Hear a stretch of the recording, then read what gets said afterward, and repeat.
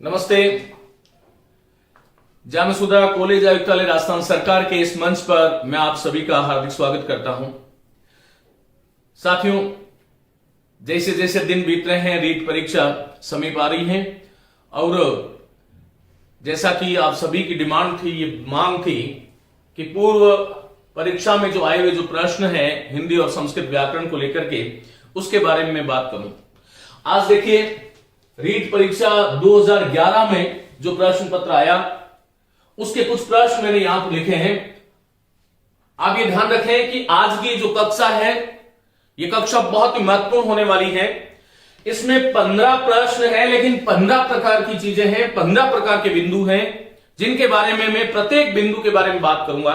आज हम पढ़ेंगे वाक्य के मुख्य अंग कौन कौन से होते हैं, विराम चिन्ह क्या होते हैं, और फिर उसके बाद में वाक्य संरचना के नियम कौन कौन से हैं, क्रिया किसे कहते हैं, वाक्य संबंधी जो अशुद्धि है उसका हमें किस प्रकार से समाधान करना चाहिए, रचना, संरचना और बनावट के आधार पर जो शब्दों के भेद हैं वो किस प्रकार से हैं, साथ ही वार्तनिक दृष्टि से शुद्ध और अशुद्ध शब्दों के विषय में हम बात करेंगे, और विराम चिन्ह जो कि अभी अभी नया आपके बिंदु जुड़ा है उसके बारे में आज संक्षेप में बात करने वाला हूं। सकर्मक अकर्मक में बात करेंगे, वर्ण का उच्चारण स्थान कौन सा है, अल्पप्राण महाप्राण क्या है, शुद्ध शब्द, संधि और साथ ही तत्सम, तद्भव इत्यादि शब्दों के विषय में हम बात करेंगे। बहुत महत्वपूर्ण कक्षा होने वाली है, आप अंत तक ध्यान से सुने। आपके बहुत सारे कॉन्सेप्ट, अवधारणाएं जो है आज यहां से जो है स्पष्ट होने वाली है। साथियों, पहला प्रश्न है, तेंदुलकर ने एक ओवर में 5 छक्के लगाए, इस वाक्य में उद्देश्य क्या है।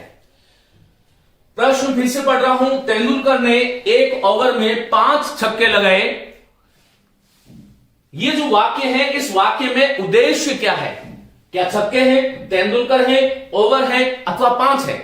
मैंने आपको ये बताया था कि हिंदी की जो वाक्य संरचना होती है, इस वाक्य रचना में या वाक्य संरचना में जो हिंदी के वाक्य हैं उनको हम 2 भागों में बांट लेते हैं।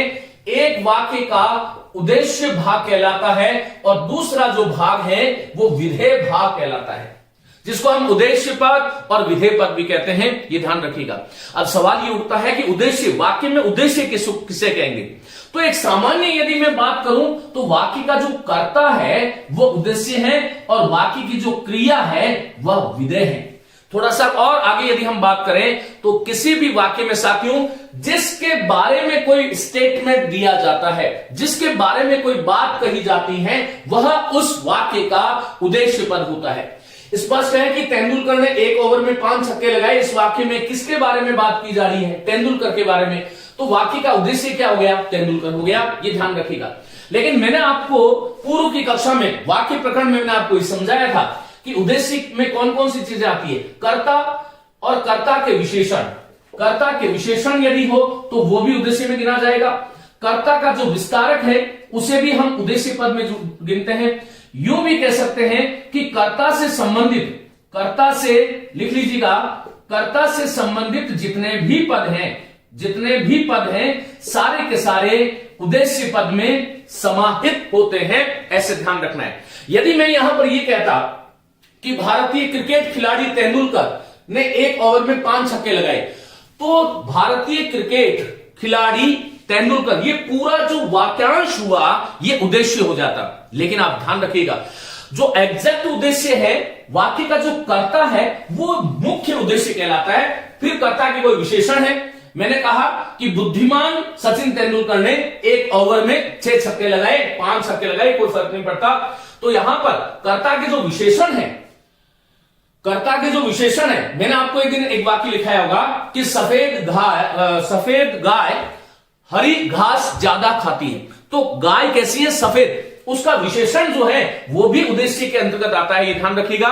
ये मैंने देखा है कि रीट परीक्षा में उद्देश्य और विधेय को लेकर के एक प्रश्न आता है, तो ये बहुत महत्वपूर्ण चीज है, आपको ध्यान रखना।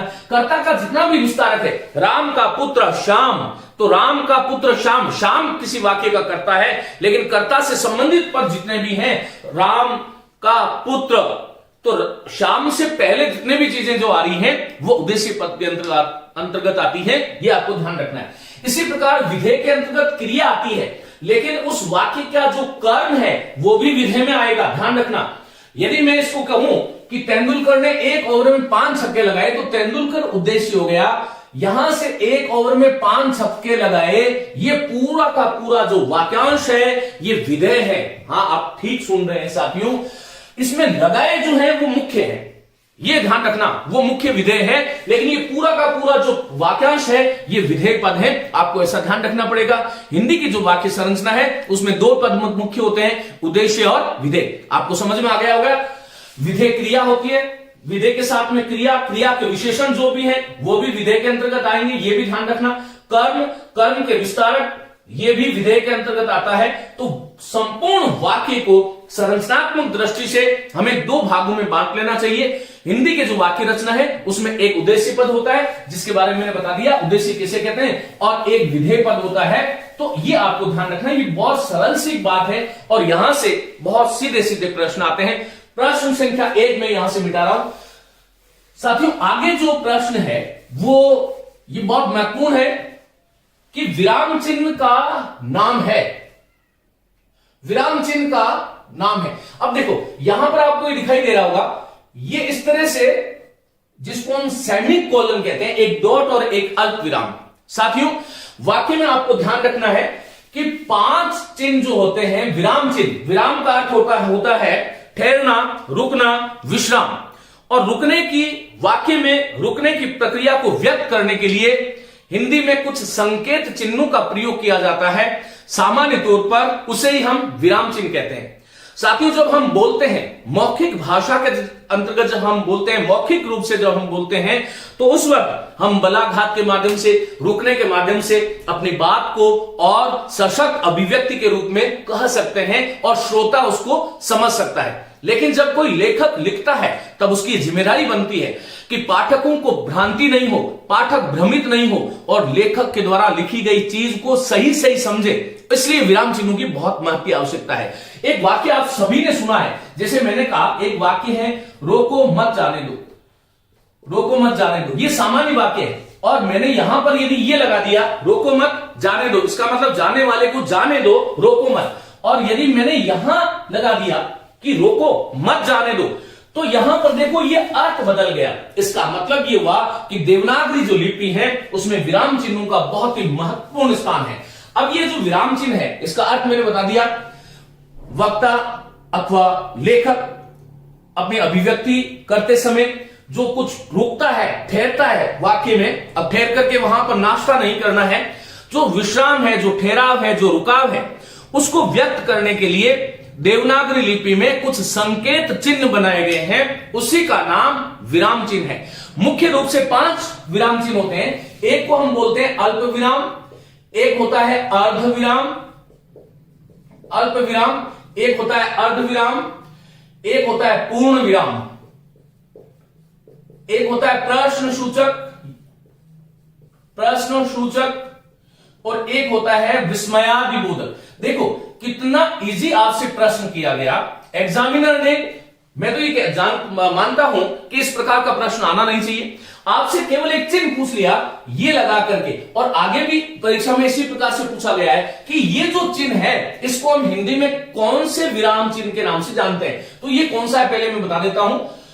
ये जो चिन्ह है ये अर्ध विराम का है। तो इस विराम चिन्ह का क्या नाम है? अर्ध विराम चिन्ह है। साथियों देखो अल्प विराम ये होता है, अर्ध विराम ये होता है, पूर्ण विराम ये होता है, प्रश्न सूचक ये होता है, विस्मयादिबोधक ये होता है। तो ये 5 चिन्ह आपको दिखाई दे रहे होंगे। अल्प विराम और अर्ध विराम, इन दोनों विराम चिन्हों का प्रयोग कभी भी वाक्य के अंत में नहीं होता, यह आप ध्यान रखिएगा। वाक्य के अंत में एक पूर्ण भाव को प्रकट करने के लिए जिस विराम का प्रयोग होता है उसे हम खड़ी पाई हिंदी में आमतौर पर कहते हैं, और पूर्ण विराम यहां पर यदि हम तकनीकी दृष्टि से देखें तो ये पूर्ण विराम है, ऐसा आपको ध्यान रखना चाहिए। साथियों इन चिन्हों के बारे में मैं अति शीघ्र आप लोगों से बात करने वाला हूं। इस कक्षा के बाद में हिंदी की आगे वाली कक्षा यही आने वाली है कि विराम चिन्हों का प्रयोग किस प्रकार से हमें करना चाहिए। आमतौर पर आज में ये जो प्रश्न आ गया इसके संदर्भ में बता रहा हूं। ये अल्प विराम अर्थात कम रुकना, अर्ध विराम अर्थात अल्प विराम से थोड़ा सा अधिक, जहां पर भाव स्पष्ट करना हो, थोड़ा अधिक रुकना अभिप्राय हो, वहां पर इस कोमा के ऊपर इस प्रकार का डॉट लगा देते हैं, ये अर्ध विराम है, ये पूर्ण विराम है। कौन, क्या, किसने, कब, कितने, इसके आगे प्रश्नवाचक चिन्ह, और मन के जो भाव है, घृणा है, हर्ष है, विषाद है, शोक है, या फिर जो है आश्चर्य सूचक शब्दों के अंत में हम इस प्रकार की एक खड़ी पाई और नीचे डॉट लगा देते हैं, साइन ऑफ एक्सक्लेमेटरी, विस्मयादिबोधक चिन्ह उसको कहते हैं। साथियों एक चिन्ह और होता है, ये कुछ गौण चिन्ह है, एक निर्देशक चिन्ह होता है और एक योजक चिन्ह होता है। आपको ये ध्यान रखना है कि निर्देशक चिन्ह थोड़ा सा अपेक्षाकृत साइज में बड़ा होता है और योजक चिन्ह जो है वो छोटा होता है। निर्देशक चिन्ह का प्रयोग किसी परिभाषा को स्पष्ट करने के लिए, किसी बात को स्पष्ट करने के लिए, जैसे हम कहते हैं कि इसका अर्थ इस प्रकार है, इसका अर्थ इस प्रकार है, तो है करके जो ये वाला जो चिन्ह कर रहे हैं, ये निर्देशक चिन्ह है। योजक चिन्ह का अर्थ क्या होता है? जहां पर द्वंद्व समास है, द्वंद्व समास है, या जो सहचर शब्द हैं, हिंदी में जितने भी द्वंद्व समास, माता पिता है, रात दिन है, ये द्वंद्व समास वाले, खाना पीना है, द्वंद्व समास वाले जिसे हम सहचर शब्द कहते हैं, उसके साथ छोटे चिन्ह का प्रयोग किया जाता है, जैसे माता पिता। ये सामान्य बातें आज कर रहे हैं, बाकी इसके बारे में विस्तार से मैं बात करने वाला हूं। सहचर शब्द हैं, या हिंदी में ऐसे शब्द जिनकी आवृत्ति हो जाती है, जैसे बात बात पर वह रोता है, तो बात बात पर, इस दोनों बात, ये संज्ञा शब्दों की आवृत्ति है, उसके बीच में योजक चिन्ह का प्रयोग होता है। तो निर्देशक चिन्ह, योजक चिन्ह। इसी प्रकार से एक चिन्ह और होता है ना, जिसको अपन लाघव चिन्ह कहते हैं, लघुता का सूचक है, लाघव लघुता का सूचक। ये इस तरह से, जैसे मैंने कहा BBC, तो यहां पर BBC, इसी प्रकार से हम डो लिख करके आगे जो है इस प्रकार से लिख देते हैं, तो इसका मतलब क्या है? डॉक्टर। हमने कहा पंडित, फिर जवाहरलाल और फिर नेहरू, तो ये आपको ध्यान रखना है कि ये लाघव चिन्ह है। इसी प्रकार उद्धरण चिन्ह है, कोष्ठक चिन्ह है, अनुवृत्ति चिन्ह है, एक त्रुटि पूरक, त्रुटि की पूर्ति करने वाला, इस प्रकार से एक चिन्ह होता है। देखिए ये आपको दिखाई दे रहा होगा, ये त्रुटि पूरक है। इसका एक तरीका ये भी है, इस प्रकार से भी लिखते हैं। लिखते लिखते यदि किसी शब्द को हम छोड़ देते हैं तो उसको त्रुटि पूरक चिन्ह के रूप में हम लिखते हैं। एक अनुवृत्ति चिन्ह होता है, ऊपर वाली लाइन को नीचे उसी रूप में लिखने के लिए जिस विराम चिन्ह का प्रयोग होता है उसको अनुवृत्ति कहते हैं अपन। इसके बारे में विस्तार से हम बात करेंगे आगे। अभी मैंने यहां पर केवल और केवल ये जो विराम चिन्ह है कौन कौन से, अल्प विराम, अर्ध विराम, पूर्ण विराम, प्रश्न सूचक, विस्मयादिबोधक, निर्देशक, योजक, लाघव, त्रुटिपूरक, अनुवृत्ति, हंस पद इत्यादि इत्यादि जो है, इसके बारे में हमने आपसे बात करी। आगे इसके बारे में हम विस्तार से बात करेंगे। चलिए साथियों, तो यहां पर देखो बहुत सीधी सीधा यहां पर केवल चिन्ह को आधार बना करके भी प्रश्न आपसे किया जा सकता है। मैं दूसरा प्रश्न मिटा रहा हूं। विराम चिन्ह का नाम, इसका क्या नाम है? तो अर्ध विराम है। पूर्ण विराम ऐसा वाला होता है, बता चुका हूं। अल्प विराम केवल ये होता है। चलिए प्रश्न संख्या 2। उसके बाद में एक प्रश्न आया था, बहुत महत्वपूर्ण प्रश्न है। प्रश्न क्या था कि जहां कर्ता के साथ न विभक्ति का प्रयोग हो वहां क्रिया प्रयुक्त होगी। साथियों, जहां कर्ता के साथ न विभक्ति चिन्ह का प्रयोग होगा, यदि इसको ढंग से आपको समझना है तो मैंने वाच्य प्रकरण जो पढ़ाया है उस वाच्य प्रकरण को आप देख लें। कर्ता के साथ, जैसे मैंने कहा राम ने खाना खाया, राम ने खाना खाया और राम ने रामायण लिखी, पुस्तक लिखी, महाभारत लिखा, कुछ भी पुस्तक लिखी। तो यहां पर आपको यह ध्यान रखना चाहिए, प्रश्न यह है कि जहां कर्ता के साथ न विभक्ति चिन्ह का प्रयोग हो वहां क्रिया प्रयुक्त होती है। किसके अनुसार? कर्म के अनुसार, कर्ता के अनुसार या फिर भाव के अनुसार। इसका सही आंसर है कर्म के अनुसार। साथियों, हम जानते हैं कि हिंदी में 3 प्रकार के वाच्य होते हैं, कर्तृवाच्य, कर्मवाच्य और भाववाच्य। में भाववाच्य, कर्तृवाच्य की जो क्रिया है वो कर्ता के अनुसार होती है, कर्मवाच्य की क्रिया कर्म के अनुसार होती है, भाववाच्य की क्रिया सदैव अन्य पुरुष और एकवचन की होती है, जिसे हम प्रथम पुरुष भी कहते हैं। अब यहां पर आपको ध्यान रखना है कि राम ने खाना खाया। प्रश्न ये किया गया कि राम ने खाना खाया। ये पहली बात तो आपको ध्यान रखना है कि ये वाच्य कौन सा है, तो कर्तृवाच्य है। और कर्तृवाच्य में कौन सा प्रयोग है कि कर्मणि प्रयोग है। मैंने आपको 3 चीजें बताई थी कि कर्तृवाच्य में कर्मणि प्रयोग भी होता है, कर्तरी प्रयोग भी होता है और भावे प्रयोग भी होता है। उस बात को यदि आपने ध्यान से सुना होगा तो ये बात आपको समझ में आई होगी। जहां कर्ता के साथ नए विभक्ति चिन्ह का प्रयोग किया गया वहां क्रिया प्रयुक्त होगी, किसके अनुसार होगी? कर्म के अनुसार। कैसे कर्म के अनुसार? राम ने खाना, यहां पर खाना पुल्लिंग है तो खाया, और राम ने पुस्तक लिखी, यहां पर पुस्तक जो है वो स्त्रीलिंग है तो लिखी क्रिया का प्रयोग होगा, जबकि राम जो है वो पुल्लिंग है। तो ऐसे वाक्य जिनमें कर्ता के साथ न चिन्ह का प्रयोग होता है वहां पर वह वाच्य जो है वो कर्तृवाच्य का कर्मणि प्रयोग कहलाता है, लेकिन उसमें जो क्रिया का जो प्रयोग हम करेंगे वो कर्म के अनुसार करेंगे, ऐसा आपको ध्यान रखना है। चलिए, तो ये तीसरा प्रश्न आपको क्लियर हुआ। आगे बात करते हैं साथियों, इसको यदि आपको अच्छे ढंग से पढ़ना है तो फिर आप जो है वाच्य प्रकरण में पढ़ा चुका हूं, वहां से आप इसको देख सकते हैं। प्रश्न संख्या 4 यह है कि जिस शब्द अथवा शब्द समूह द्वारा किसी कार्य के होने अथवा करने का बोध हो उसे कहते हैं। वास्तविकता तो यह है कि ये जो प्रश्न पत्र है वो केवल 8th स्टैंडर्ड का प्रश्न पत्र है। बहुत सरल सी बात है कि जिस शब्द अथवा शब्द समूह द्वारा किसी कार्य के होने अथवा करने का बोध हो उसे हम क्या कहते हैं? क्रिया कहते हैं। साथियों, कुछ परिभाषाएं हैं जिनको आपको याद करना चाहिए। जैसे मैंने कहा कि संज्ञा क्या है, तो पदार्थ के नाम को सूचित करने वाले शब्द व्याकरण में संज्ञा कहलाते हैं, ध्यान रखिएगा।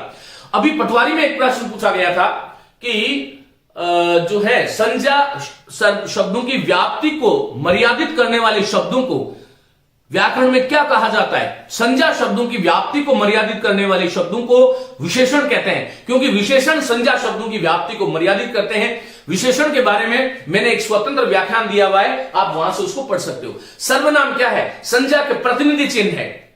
जो परिभाषाएं वो आपने रट रखी है कि संज्ञा के स्थान पर प्रयुक्त होने वाले शब्द वो जो है वो स्कूली परिभाषाएं हैं। प्रतियोगिता की दृष्टि से हम बात करें तो संज्ञा के जो प्रतिनिधि चिन्ह है, संज्ञा के जो प्रतिनिधि चिन्ह है वो सर्वनाम है, और जो पदार्थ का नाम है वो संज्ञा है, और संज्ञा शब्दों की व्याप्ति मर्यादित करने वाला विशेषण है, और पदार्थ के विषय में विधान किए जाने वाले शब्दों को क्रिया कहते हैं। यहां पर इसको घुमाकर के पूछ लिया गया कि जिस शब्द अथवा शब्द समूह द्वारा किसी कार्य के होने अथवा करने का बोध हो उसे हम क्या बोलेंगे? क्रिया। मैंने सर्वनाम विशेषण जो है ये आपको मैं बता चुका हूं। चलिए साथियों, प्रश्न संख्या 5 क्या कह रहा है? देखिए, वह वाक्य जिसमें सर्वनाम संबंधी अशुद्धि है। बहुत अच्छा प्रश्न है ये।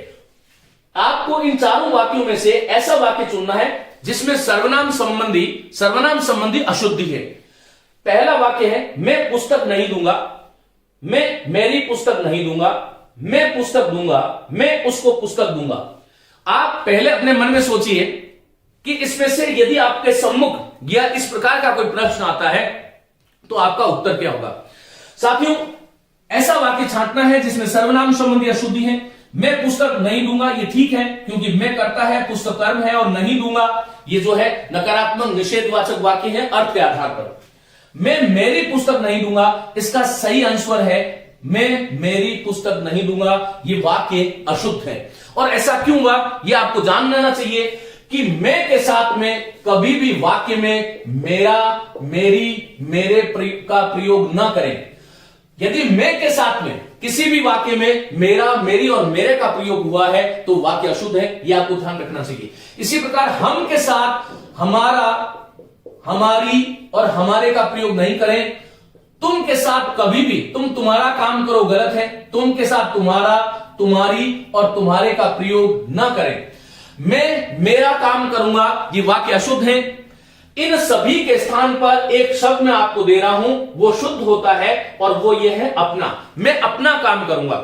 तुम तुम्हारे घर जाओगे, ये वाक्य अशुद्ध है। तुम अपने घर जाओगे।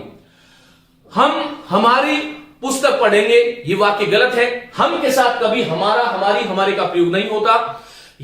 हम अपनी पुस्तक पढ़ेंगे, ये प्रयोग शुद्ध है। तो आपको ये ध्यान रखना चाहिए। आपसे पूछा था कि वह वाक्य जिसमें सर्वनाम संबंधी अशुद्धि है, तो सर्वनाम संबंधी अशुद्धि जो है मैं के साथ में मेरी का प्रयोग हो गया। मैं मेरी पुस्तक नहीं दूंगा, मैं के साथ मेरी का प्रयोग नहीं होता, यह आपको ध्यान रखना चाहिए। मैं इस प्रश्न को मिटा रहा हूं। ये देखो, आपने एक ही चीज में यह जान लिया कि वाक्य शुद्धि के नियमों में मैं के साथ मेरा, मेरी, मेरे का प्रयोग नहीं करें, तुम के साथ तुम्हारा, तुम्हारी, तुम्हारे का प्रयोग नहीं करें, हम के साथ हमारा, हमारी, हमारे का प्रयोग नहीं करें।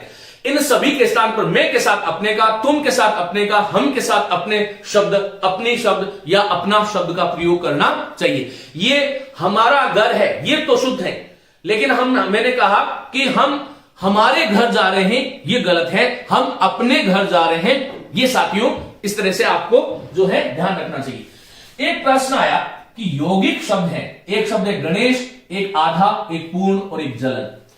मैंने ये जानबूझ करके प्रश्न लिखा है साथियों, यहां पर आपको कुछ विशेष बातें मैं बताने वाला हूं, आपको ध्यान से सुनना है। देखिए, शब्दों के कुछ प्रकार होते हैं, भेद होते हैं। जैसा कि हम जानते हैं अर्थ के आधार पर शब्दों के भेद होते हैं, पर्यायवाची, विलोम इत्यादि इत्यादि।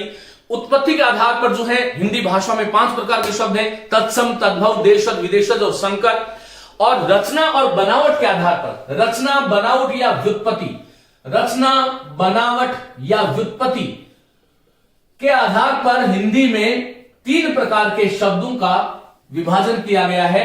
कुछ शब्द हैं जिसको हम रूढ़ कहते हैं, दूसरा शब्द है जिसको हम यौगिक कहते हैं, और तीसरे प्रकार के शब्द हैं जिसको हम योग रूढ़ कहते हैं। साथियों, एक तो रूढ़ के नीचे ध में ऐसा बिंदु लगा देते हैं, ये गलत होता है। संस्कृत के किसी भी शब्द में, अर्थात मैं ये कहना चाह रहा हूं कि तत्सम शब्दावली जो हिंदी में प्रयुक्त होती है उसमें ड़ और ढ के नीचे बिंदु का प्रयोग नहीं करें। ये मैं शुद्ध अशुद्ध शब्द में भी आपको बता चुका हूं। तो हिंदी भाषा में, हिंदी भाषा की जो शब्द संपदा है, उस शब्द संपदा में रचना, बनावट अथवा व्युत्पत्ति के आधार पर शब्दों के 3 भेद हैं। कौन कौन से? रूढ़ है, यौगिक है और योग रूढ़ है। सामान्य सी बात मैं बता देता हूं, रूढ़ का अर्थ होता है प्रसिद्ध, अर्थात हमारी हिंदी भाषा में ऐसे शब्द जिसमें ना तो संधि हो, ना समास हो, ना किसी उपसर्ग का प्रयोग हो और ना ही किसी प्रत्यय का प्रयोग हो, अपितु वह शब्द किसी अर्थ विशेष में प्रसिद्ध हो जाता है, ऐसे शब्दों को रूढ़ शब्द कहते हैं। या फिर इसकी रूढ़ की एक परिभाषा और होती है कि किसी भी शब्द के जब हम खंड करते हैं तो खंड करने पर उसके जो खंड है उसका जब कोई भी अर्थ नहीं निकले, किसी प्रकार का अर्थ प्रकट ना हो, ऐसे शब्दों को हमें रूढ़ शब्द कहना चाहिए। देखिए, मेरे हाथ में पेन है, तो पेन कैसा शब्द है? बोलो, रूढ़ शब्द है। ये पेन क्यों है? पे और ने का कोई अर्थ नहीं है। ये क्या है? बोलिए, नाक। तो नाक में ना को अलग करके, क को अलग करके कोई अर्थ नहीं होता। यद्यपि ये ध्यान रखना है कि अब हिंदी और संस्कृत की दृष्टि से यदि मैं देखूं तो आपको भ्रमित नहीं होना है। नाक शब्द जो है संस्कृत में न और अक, न अर्थात नहीं, अक अर्थात दुख, नहीं है अक दुख, जहां पर वो क्या होता है? स्वर्ग। तो जब स्वर्ग का पर्यायवाची नाक होता है तब तो वो यौगिक है, लेकिन ये अंग का वाचक जो नाक है वह रूढ़ शब्द है, क्योंकि इसमें ना और क का कोई अर्थ नहीं है। तो साथियों, ऐसा शब्द जिसके खंड करने पर उसकी खंडों के कोई अर्थ नहीं हो, बल्कि उस शब्द का कोई अर्थ विशेष प्रसिद्ध रूप में हम जो उसका स्वीकार करते हैं, ऐसे शब्दों को हमें रूढ़ शब्द कहना चाहिए। ऐसे शब्द जिसमें संधि, समास, उपसर्ग, प्रत्यय का योगदान नहीं होता, जिसके सार्थक खंड नहीं होते, जिसके सार्थक खंड नहीं होते, अर्थात जो अखंडनीय होते हैं, जिनको खंड नहीं किया जा सकता, कर भी दो तो जो है उसका अर्थ नहीं निकलता। जैसे घोड़ा शब्द है, अब घोड़ा शब्द में आप घो और रा को यदि अलग अलग कर भी दोगे तो कोई अर्थ नहीं निकला। इसका मतलब ये शब्द जो है रचना, बनावट या व्युत्पत्ति के आधार पर जो घोड़ा शब्द है वो रूढ़ शब्द हो गया। इसी प्रकार घोड़ा क्यों है? हालांकि घोटक शब्द था संस्कृत में, और घोटक शब्द का परिवर्तित रूप होकर के घोड़ा शब्द बनता है। घोटक का अर्थ है घुटना, जिसमें घुटने का, जिस पशु विशेष के घुटनों का विशेष महत्व हो वो घोड़ा है। लेकिन यहां पर हिंदी में घो और ड़ा का कोई अर्थ नहीं है। इसी प्रकार यदि मैं आपसे कहूं कि यह हाथ क्यों है, यह हाथ क्यों है, इसका नाम हाथ है, तो इसका कोई जो मीनिंग नहीं है हा और थ का। ये प्रसिद्ध है कि हाथ बोलने से हमें इस प्रकार की आकृति मस्तिष्क में आती है। मैंने आपको आंख बोला तो आंख का अलग अर्थ नहीं है, ख का अलग अर्थ नहीं है। हाँ, हिंदी वाला, संस्कृत वाला जो अक्षी अथवा नयन जो शब्द है वह सार्थक है, वह यौगिक शब्द है, उसके बारे में कभी और बात करेंगे। तो आपको ये ध्यान रखना चाहिए। इसी प्रकार मैंने पशु बोला तो पशु में प और शु का अलग अलग कोई अर्थ नहीं है। पशु बोलने से हमारे मस्तिष्क में चौपाया आता है। साथियों, यदि आप संदेह में नहीं आओ तो मैं आपको एक बात बता देता हूं कि शब्द संपदा को समझना बहुत ही दुष्कर काम है, लेकिन परीक्षाओं की दृष्टि से यदि हम देखें तो आपको विद्वान नहीं बनना है। वास्तव में पशु शब्द भी यौगिक शब्द है, क्योंकि वहां पर पश्यति थी पशु, जो देखता है वो पशु है। वेद में समस्त प्राणी जगत को पशु शब्द से संकेतित किया गया, वहां पर चौपाया अर्थ नहीं है। पशु जो शब्द है वो समस्त उस प्राणी जगत के लिए प्रयुक्त होता था जो दृक् शक्ति युक्त थे, जो देखने की शक्ति से युक्त थे। लेकिन चलिए मैं यहां पर जो है आपको और ज्यादा गंभीरता में नहीं ले जाना चाहता। खाट शब्द है। अब खाट बोलने से प्रयंग, जिसको हम पलंग कहते हैं, वो हमारे मस्तिष्क में आता है, लेकिन खाट शब्द में खा और ट का कोई अर्थ नहीं है। इसी प्रकार हाथी शब्द है। अब यहां पर संस्कृत का जो हस्ती शब्द था उसकी कुछ कहानी अलग थी, लेकिन हाथी शब्द में जो है, हाथी शब्द में हा और थी का अलग अलग अर्थ नहीं है। इसी प्रकार जितने भी जो तद्भव टाइप के जो देशज शब्द है जिसके कोई खंड नहीं होते, खंड हो तो उसका अर्थ नहीं निकलता, ऐसे शब्दों को हमें रूढ़ शब्द कहना चाहिए। दूसरा शब्द है यौगिक शब्द। यौगिक शब्द का मतलब ये हो गया कि ऐसे शब्द जिसमें संधि भी हो, संधि हो सकती है, या समास हो सकता है, या कोई उपसर्ग हो सकता है, या प्रत्यय हो सकता है, ऐसे शब्दों को हमें यौगिक शब्द कहना चाहिए। साथियों ये ध्यान रखना कि योगरूढ़ शब्दों में भी ये चारों चीजें हो सकती है, ये ध्यान रखना। यौगिक और योगरूढ़ में एक चीज समान है, यौगिक में भी संधि समास उपसर्ग और प्रत्यय का प्रयोग हो सकता है, योगरूढ़ शब्दों में भी संधि समास उपसर्ग और प्रत्यय का प्रयोग हो सकता है। लेकिन इनमें अंतर क्या है कि यौगिक शब्द के जब हम खंड करते हैं तो खंडों का जो अर्थ होता है, खंडों का जो अर्थ होता है वही उस शब्द का अर्थ होता है, वही उस शब्द का अर्थ होता है। मेरा कहने का मतलब यह है कि हमारी हिंदी भाषा में जितने भी संधि युक्त शब्द हैं जिसका कोई तीसरा अर्थ नहीं निकलता हो, यह ध्यान रखना। योगरूढ़ शब्द में ये सब चीजें होती हैं, लेकिन खंडों का जो अर्थ होता है वह अर्थ प्रकट नहीं होकर के उसका कोई तीसरा ही अर्थ प्रकट होगा, उसको हम योगरूढ़ कहते हैं। सामान्य शब्दों में मैं कह सकता हूं, एक बात में आपको ध्यान रखना है कि जितने भी बहुब्रीहि समास के उदाहरण हैं, जितने भी देवी देवताओं के वाचक पद है, या जितने भी ऐसे शब्द जिसका कोई तीसरा अर्थ निकलता है, जो योग तो था जिसमें संधि समास उपसर्ग प्रत्यय तो था, लेकिन खंडों से भिन्न अर्थ जहां पर प्रयुक्त होता है वो यौगिक नहीं होकर के योगरूढ़ है। अब जैसे मैंने कहा विद्यालय, तो विद्यालय हम विद्यालय को कहते हैं, देवालय देवताओं के आलय को कहते हैं, मैंने कहा स्वजन अपने जन को ही कहते हैं, स्वदेश अपने देश को ही कहते हैं। जितने भी, जैसे मैंने कहा पारिवारिक, परिवार से संबंधित कैसा शब्द हो गया बोलो, यौगिक शब्द हो गया।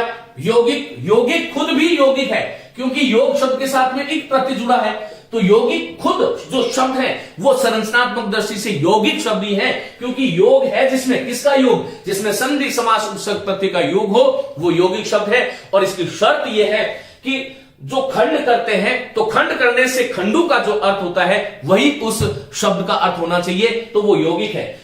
योगरूढ़ के भी खंड हो सकते हैं, योगरूढ़ में भी संधि समास उपसर्ग प्रत्यय होता है, लेकिन योगरूढ़ और यौगिक में जो मूलभूत अंतर यह है कि खंडों का जो अर्थ होता है वो उस शब्द का अर्थ नहीं होता, कोई तीसरा ही अर्थ प्रकट होता है जिसे हम बहुब्रीहि समास कहते हैं। तो ऐसे तमाम शब्द, लंबोदर है, गणेश है, जितने भी शब्द हैं देवी देवताओं के वाचक शब्द है, या कोई ऐसा शब्द जो किसी विशेष अर्थ में प्रसिद्ध हो गया है और उसके खंड किए जा सकते हैं, ऐसे समस्त शब्द जो हैं वो योगरूढ़ शब्दों की श्रेणी में आते हैं। यह प्रश्न गलत था। यौगिक शब्द है गणेश, गणु का ईश, गणानाम ईश, गणेश संस्कृत में कहा गया, तो गणु का ईश गणेश, ये ध्यान रखना। तो गणेश शब्द कैसा शब्द है, हर एक गण के ईश को गणेश नहीं कहते। गणेश मुख्यतः हिंदी भाषा में या संस्कृत भाषा में देव के रूप में प्रसिद्ध है, तो गणेश भी योगरूढ़ है। जलज, जल से जन्म लेने वाला, तो जल में तो बहुत सारी चीजें जन्म लेती है, जल में तो जो है बहुत सारी चीजें जन्म ले सकती है, लेकिन जलज जो शब्द है, जलात जायते, कमल के लिए रूढ़ हो गया, इसका मतलब ये भी योगरूढ़ था, ये भी योगरूढ़ था।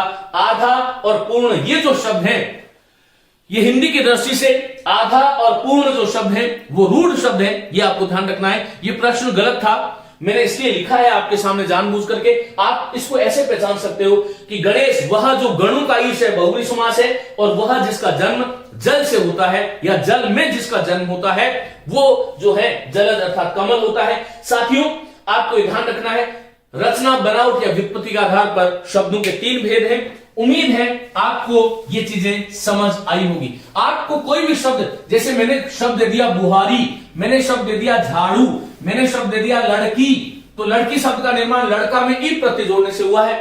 महात्म्य, दाशरथी, गांधारी, गांधारी, दांडायन, ये जितने भी मानव, दानव, कौरव, लाघव, ये जितने भी शब्द हैं वो यौगिक शब्द हैं। योग रूढ़ जो है बहुव्रीहि समास के जो उदाहरण हो सकते हैं, जिसका कोई तीसरा अर्थ निकल सकता है, वो सारे के तमाम शब्द जो है वो योग रूढ़ शब्दों की श्रेणी में आते हैं। चलिए आगे बात करता हूं।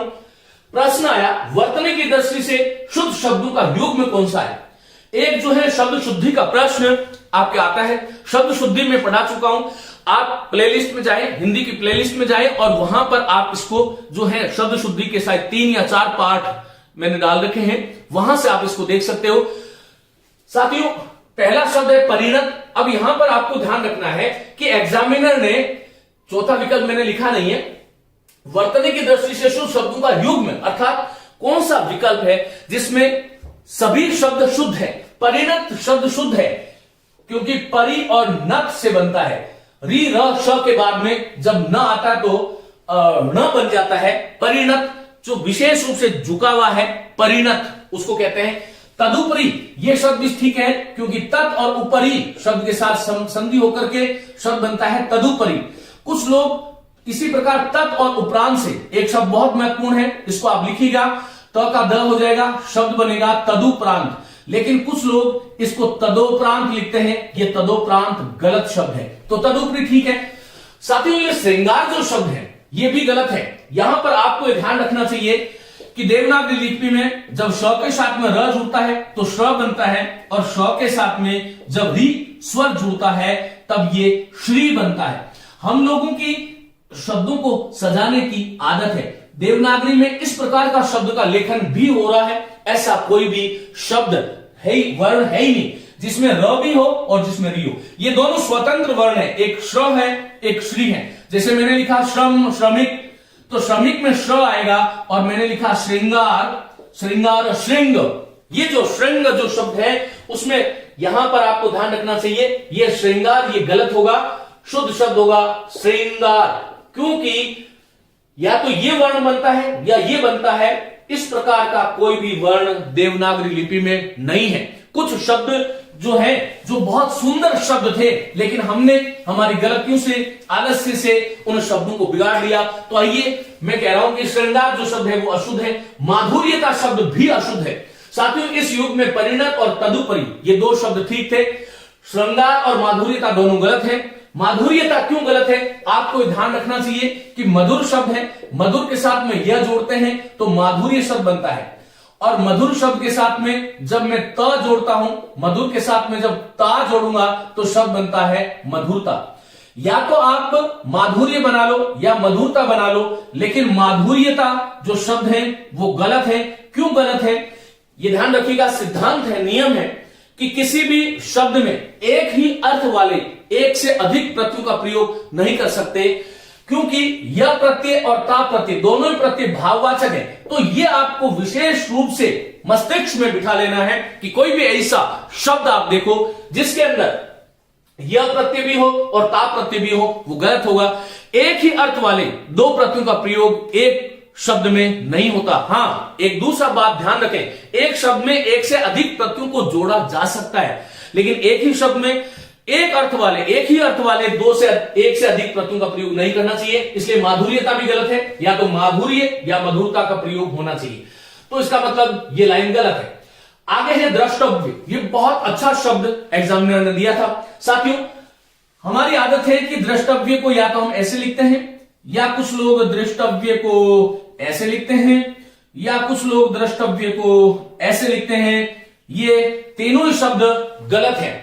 द्रष्टव्य जो है वो संस्कृत की दृष्टि से देखूं, ये तत्सम शब्द है, और इसका जो निर्माण है वो दृश्य धातु से हुआ है। दृश्य का अर्थ होता है देखना, द्रष्टव्य तव्य प्रत्यय जुड़ता है, तो यहां पर तव्य जुड़ेगा तो त का ट हो जाएगा, वो अलग बात हो गई। लेकिन ये सही शब्द है द्रष्टव्य, ये आपको ध्यान रखना है।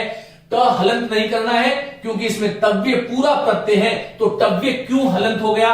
दूसरी बात, मूल धातु दृश थी, उस दृश के साथ में तव्य जुड़ा तो संधि नियमों से द का जो री था उसका र हो गया, गुण कहते हैं इसको, और शब्द बना द्रष्टव्य। लेकिन आपको दूसरी बात, एक बहुत महत्वपूर्ण बात बता रहा हूं, दृष्टांत शब्द ऐसे ही शुद्ध होगा, ये ध्यान रखिएगा, दृष्टांत ऐसे नहीं होता है।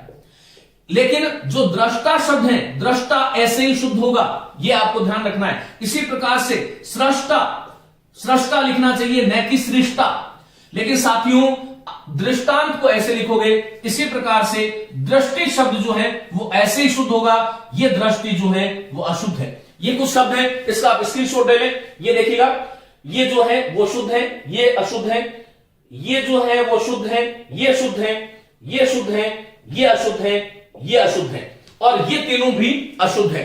तो इसका मतलब द्रष्टव्य शब्द ठीक है, इसका एक स्क्रीनशॉट ले लें आप। फिर आगे वाले शब्द की बात करेंगे। पूरे भारतवर्ष में एक शब्द जो कि संवैधानिक शब्द है और संवैधानिक परिप्रेक्ष्य में इस शब्द का प्रयोग होता है। साथियों एक शब्द लिखा हुआ है पुनरावलोकन, हम यहां पर इसको पुनरावलोकन लिख देते हैं, न्यायिक पुनरावलोकन। यहां पर आपको ध्यान रखना चाहिए कि संस्कृत का अव्यय है पुनः, उसके आगे अ उपसर्ग है, और लोक शब्द के साथ में अन प्रत्यय, संस्कृत का लुट प्रत्यय, तो लोकन बनता है। अब इसको जोड़ेंगे तो पुनर, रम अ जुड़ेगा तो र पूरा, आगे व शब्द होता है पुनरावलोकन। लेकिन न जाने हमारी जिह्वा ने पिछली बार पुनरावलोकन शब्द का प्रयोग कब किया होगा। पुनरावलोकन शब्द गलत है, ये ध्यान रखिएगा, शुद्ध शब्द है पुनरावलोकन। लेकिन आपको यह ध्यान रखना है कि पुनरावृत्ति में राई आएगा। क्यों आएगा? क्योंकि पुनर आ और वृत्ति आवृत्ति शब्द है, और हलंत र में जब आ जुड़ेगा तो पुनरावृत्ति बनता है। इसी प्रकार पुनरीक्षण, पुनः देखना, पुनरीक्षण, पुनरीक्षण में री बड़ा आता है, कुछ लोग ह्रस्व लिख देते हैं, ये बात आपको ध्यान रखना चाहिए। इसका मतलब ये हुआ द्रष्टव्य भी ठीक है, पुनरावलोकन भी ठीक है, एक ये शब्द ठीक है। क्यों ठीक है ये ध्यान रखिएगा। हिंदी में जो 6 प्रत्यय मैंने आपको बता रखे हैं, प्रत्येक प्रकरण को आप देखिए, जहां पर अ, इ, इक, ए, आयन और य प्रत्ययों का प्रयोग होता है, वहां पर आदि वृद्धि हो जाती है। मूल शब्द था एक, और एक के आगे यह जुड़ेगा तो ए जो है उसका ऐ बन जाएगा और शब्द बनेगा ऐक्य। ये ध्यान रखेगा, ऐक्य। तो हम एक के बोलते हैं, लेकिन वस्तुतः इसका जो उच्चारण होना चाहिए वो ऐक्य होगा, ये आपको ध्यान रखना। ये ठीक है। सृष्टा अभी बता चुका हूं, ये वाला जो सृष्टा है वो अशुद्ध है। तो साथियों ये वाली जो नंबर 2 में द्रष्टव्य, पुनरावलोकन, ऐक्य और सृष्टा, ये जो शब्द है वार्तनिक दृष्टि से शुद्ध शब्द है, ऐसा आपको ध्यान रखना है। चलिए मैं इसको मिटा रहा हूं। नीचे वाला जो शब्द था उसमें देखिएगा साम्यता शब्द का प्रयोग हो गया, तो आपको समझ में आ गया होगा कि साम्यता शब्द अशुद्ध है, क्योंकि सम मूल शब्द है और सम में अ जोड़ते हैं, सम में य जोड़ते हैं, तो साम्य बनता है, और फिर आगे ता का प्रयोग नहीं करना चाहिए। तो यहां पर आपको ध्यान रखना है कि शुद्ध शब्द जो है वो साम्य है, साम्यता जो शब्द है वह अशुद्ध है। कारण क्योंकि य और ता दोनों भाववाचक प्रत्यय का प्रयोग एक ही शब्द में एक ही साथ नहीं करना चाहिए, यह नियम है। चलिए साथियों आगे प्रश्न है, जहां कोई वाक्य अथवा कथन समाप्त हो जाता है। 2011 में विराम चिन्ह से 2 प्रश्न आए। जहां कोई वाक्य अथवा कथन समाप्त हो जाता है वहां कौन सा चिन्ह का प्रयोग करते हैं? तो पूर्ण विराम का प्रयोग करते हैं। वक्ता का जब एक पूर्ण आशय समाप्त हो जाता है तो वाक्य के अंत में जो खड़ीपाई के रूप में प्रदर्शित किया जाता है उसे हम पूर्ण विराम कहते हैं। यह आपको ध्यान रखना है।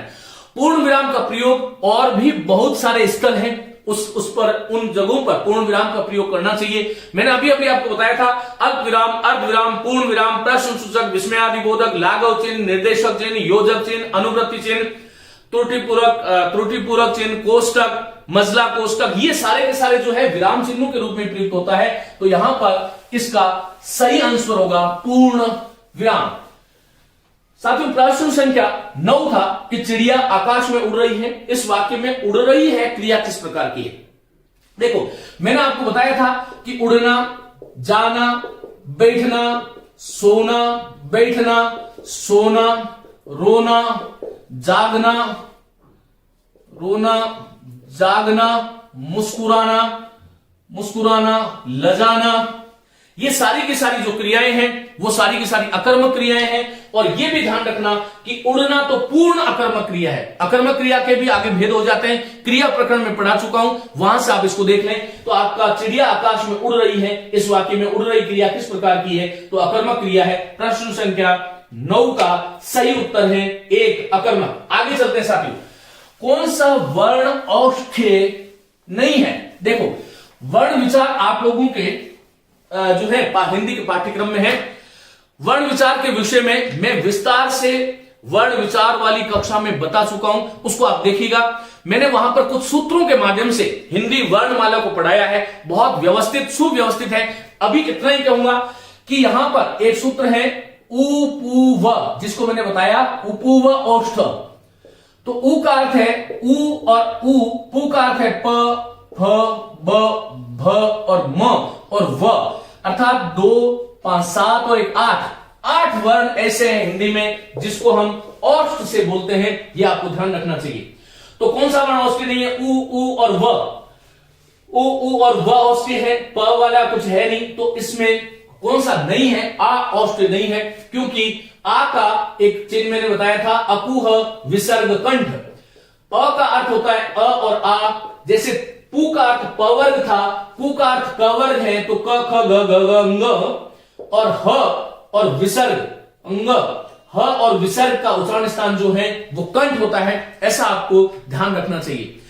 साथियों वर्ण विचार से संबंधित जो कक्षा है उसमें यदि आपके वर्ण विचार से संबंधित कोई शंकाएं यदि अभी भी शेष हैं, वैसे तो आप 1000 बार पढ़ चुके होंगे, लेकिन है तो वहां से मेरे व्याख्यान को आप सुन लें, हिंदी के प्लेलिस्ट में जाएं, वर्ण विचार वाले व्याख्यान को आप सुन लें।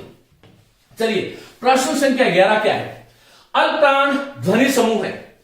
साथियों प्राणत्व के आधार पर जब हम किसी वर्ण का उच्चारण करते हैं, उच्चारण करते समय उस वर्ण के उच्चारण में लगने वाली जो वायु है, प्राण जो है, उसके आधार पर, प्राणत्व के आधार पर हिंदी के जितने भी वर्ण हैं उसको हमने 2 भागों में बांटा हुआ है। एक तो अल्प प्राण है और दूसरा महाप्राण है। अल्प प्राण का अर्थ होता है ऐसे वर्ण जिनके उच्चारण में अल्प अर्थात कम प्राण का प्रयोग होता है, कम हवा लगती है, वो अल्प प्राण है। महाप्राण अर्थात जिसके उच्चारण में, जिन वर्णों के उच्चारण में ज्यादा वायु की आवश्यकता होती है, वो महाप्राण होता है। ऐसा मैंने आपको बता रखा है। अब आपको ये ध्यान रखना चाहिए 5 वर्ग है ना, क ख क च ट त प, तो क ख घ घ अंग। इसी प्रकार से आगे क्या होता है, च छ ज झ और यम। तो इसको मैंने एक सूत्र बताया था कि अल्प प्राण महाप्राण, अल्प प्राण महाप्राण, अल्प प्राण। तो क्या हुआ, जितने भी वर्ग हैं इन वर्गों के प्रथम वर्ण, वर्गों के प्रथम वर्ण अल्प प्राण है, वर्गों के तृतीय वर्ण अल्प प्राण है और वर्गों के पंचम वर्ण अल्प प्राण है। बाकी जो ये अल्प प्राण हो गया, तो इसका सूत्र मैंने बताया था 1 3 5 135। और महाप्राण जो है वो सभी वर्गों के दूसरे और चौथा वर्ण जो है वो महाप्राण है। इसका जो सूत्र बताया था मैंने 24, आपको याद रखना था। सारे के सारे जो स्वर होते हैं अ आ ई इत्यादि इत्यादि वो अल्पप्राण होते हैं। य व र ल भी अल्पप्राण होता है, ये मैं आपको बता चुका हूं साथियों। तो आपको इस तरह से ध्यान रखना है अ आ ई जो है। चलिए तो अल्पप्राण और महाप्राण ये 2 चीजें मैंने आपको बता दी। तो यहां पर प्रश्न क्या था, अल्पप्राण ध्वनि समूह है। अल्पप्राण ध्वनि समूह कौन सा ध्वनि समूह है, क ख ग, इसका मतलब पहला दूसरा तीसरा ये नहीं है। च पहला वर्ण है, ज तीसरा वर्ण है, य पांचवा वर्ण है, इसका मतलब 1 3 5। सही उत्तर होगा 2। तो अल्पप्राण जो है ध्वनि समूह च ज और य जो है वो अल्पप्राण है। त अल्पप्राण है लेकिन थ महाप्राण है और न अल्पप्राण है। इसका मतलब ये हुआ कि प्रश्न संख्या जो 11 है उसका सही उत्तर जो है साथियों 2 नंबर होगा, ऐसा ध्यान रखना है। आगे एक प्रश्न फिर शब्द शुद्धि को लेकर के था, और शब्द शुद्धि में शुद्ध शब्द है अनाधिकार, विच्छिन्न, आशीर्वाद और कार्यक्रम। साथियों शुद्ध शब्द होता है अन उपसर्ग है, अधि उपसर्ग है, ये मैं शब्द शुद्धि में करा चुका हूं। तो शब्द बनता है अनधिकार। क्या बनता है बोलो, अनधिकार शब्द बनता है। अनधिकार होता है अनाधिकार नहीं, इसका मतलब अशुद्ध है। विच्छिन्न शब्द ऐसे नहीं लिखा जाता है, यहां पर वी और छिन्न, यहां पर संधि प्रकरण में एक नियम है किसी भी स्वर के बाद में यदि छ का आगम हो जाता है तो बीच में च जुड़ जाता है, इसको चागम व्यंजन संधि भी हम कहते हैं। तो यहां पर यह शुद्ध शब्द क्या होगा, बोलो विच्छिन्न। इस प्रकार से यह शुद्ध शब्द होगा, ऐसा आपको ध्यान रखना है। आगे जो है ये आशीर्वाद में इसका संविच्छेद करके देखना चाहिए। आशी ही और वाद, इस विसर्ग का र बनता है, इसलिए ये आशी के आगे जो व है उस पर ये र चला जाता है और शब्द बनता है आशीर्वाद। ऐसा आपको ध्यान रखना चाहिए। तो आशीर्वाद जो है ये भी गलत, ये भी गलत, ये भी गलत। शुद्ध शब्द है कार्यक्रम। ये प्रश्न तो ठीक था, लेकिन कार्यक्रम इतना शुद्ध दे दिया, इतना सरल सा दे दिया कि ये प्रश्न जो है, प्रश्न की संरचना जो है, जो इसको यूं कह सकते हैं कि फ्रेमिंग जो क्वेश्चन की है वो थोड़ी सी ठीक नहीं थी, इसलिए ये बहुत सरल प्रश्न हो गया। क्योंकि विद्यार्थी विषय में भी जो है शंका हो सकती है। अनाधिकार तो हम बोल ही रहे, वस्तुतः अनधिकार शब्द होता है, अनाधिकार होता ही नहीं। तो यहां पर कार्यक्रम की जगह कुछ और शब्द देते तो ये प्रश्न जो है थोड़ा कठिन हो जाता। तो साथियों ये इस प्रकार से ये 12वां प्रश्न जो था इसका सही उत्तर है कार्यक्रम। आगे देखिए 14वां प्रश्न में बहुत सरल सी बात पूछी गई थी, संधि से संबंधित प्रश्न है। महोदय में गुण संधि है, महा और उदय इसका संधिच्छेद होता है, पढ़ा चुका हूं। संधि में बहुत सरल सी बात थी। सद्भावना का संधिच्छेद होता है, सत मूल उपसर्ग होता है, सत और भावना प्रथम वर्ग के आगे तीसरा वर्ण हो रहा है तो द हो जाएगा। सद्भाव, सद्भावना, सदगति इत्यादि शब्दों का निर्माण होता है। एक शब्द बहुत महत्वपूर्ण प्रश्न है, 15वां प्रश्न, तत्सम तद्भव देशज विदेशज और संकर शब्दों की बात मैं आपसे कर रहा था कि हिंदी भाषा में उत्पत्ति के आधार पर शब्दों के जो भेद हैं वो 5 प्रकार के हैं। 5 प्रकार के शब्द हिंदी भाषा में प्रयुक्त होते हैं, तत्सम तद्भव देशज विदेशज और संकर। धरित्री जो शब्द है वो कैसा शब्द है, तत्सम। अब ये तत्सम शब्द क्यों है, यदि आपको ये पहचानना है कि तत्सम शब्द क्यों है तो ये ध्यान रखना, हिंदी का कोई भी शब्द जिसमें संयुक्त वर्ण का प्रयोग हो जाता है। संयुक्त वर्ण का मतलब क्या है, हम ये तो जानते हैं कि क्ष है, त्र है, ज है, श है, इसी प्रकार म्र है, इसी प्रकार द्य शब्द है, द्य वर्ण है, द्य है, द्व है, द के नीचे ध है। इस प्रकार जितने भी शब्द ह में र होता है, ह में ल होता है। देखो संयुक्त तो 4 ही है, क्ष त्र ज श तकनीकी दृष्टि से, लेकिन इनको भी हम संयुक्त मान रहे हैं, म्र, द्य, व, ध, र, ल। इसी प्रकार हमें जो है व आह्वान शब्द का प्रयोग आप करते हैं। जितने भी संयुक्त वर्ण वाले जितने भी शब्द हैं हिंदी में वह तत्सम होते हैं, ऐसे आपको ध्यान रखना है। ये बहुत सरल सा नियम है। इसी प्रकार मैंने आपको बताया था कि 99% ऐसे शब्द जिसमें अनुस्वार का प्रयोग हो जाता है वह शब्द भी सारे के सारे शब्द जो है वह तत्सम है। संधि खुद शब्द जो है वो तत्सम है। आपको यहां से ध्यान रखना है कि संधि को हम ऐसे लिखते हैं संधि। तो यहां पर ये अनुस्वार जो आपको दिखाई दे रहा है, अनुस्वार का चिन्ह तो ये होता है, मैं आपको दिखाने के लिए इस तरह से लिख रहा हूं, ये भी आप ध्यान रखिएगा। तो यहां पर आपको ये ध्यान रखना चाहिए धरित्री तत्सम है। धरित्री का जो तद्भव रूप है वो धरती होता है, ये ध्यान रखिएगा। जैसे मित्र है, अब इसमें त्रि आ गया तो त्रि मैंने आपको बता दिया कि जहां पर भी त्र वर्ण आ जाएगा, त्र, त्रा, त्रि, त्रि,त्रु, त्रे, त्रयी इत्यादि, वहां पर वो वर्ण जो शब्द जो है वो तत्सम हो जाएगा। इस प्रकार से आपको ध्यान रखना चाहिए। साथियों उम्मीद है कि आज की जो कक्षा है यहां से आपको बहुत सारे बिंदु जो है स्पष्ट हुए होंगे और इसको जो है बहुत ध्यान से आप लोगों को पढ़ना है। मेरी खूब खूब शुभकामनाएं। आप लोगों को मैंने आगे भी आपको कहा था कि जो है टेलीग्राम ग्रुप उसको ज्वाइन कर लें और वहां पर यदि आपको किसी प्रकार की कोई शंका है उसके बारे में हम बात करेंगे। सभी साथियों को बहुत बहुत शुभकामनाएं। नमस्ते।